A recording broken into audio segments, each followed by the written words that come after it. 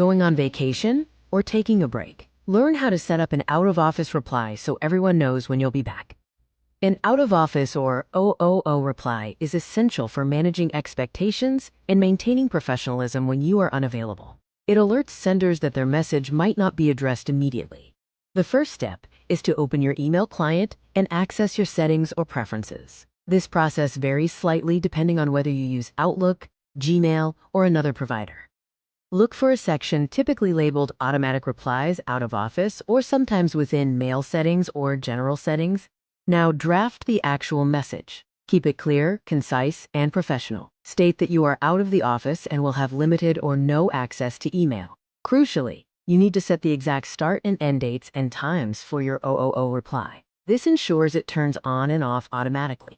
Always include the specific date you plan to return. This is the most critical piece of information for the sender.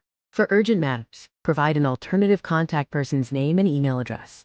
This prevents critical issues from being delayed. Even when you're relaxing, the OOO reply should maintain a professional and courteous tone. Thank the sender for their email and apologize for any delay. Many email systems allow you to set different messages for internal coworkers and external contacts. Utilize this feature to provide more detailed context to your team. Once the message, dates, and contacts are set, activate the OOO. Send a test email to yourself from another account to ensure it's working correctly. A final tip. When you return, don't forget to manually turn off your out-of-office reply if it hasn't automatically done so. Welcome back.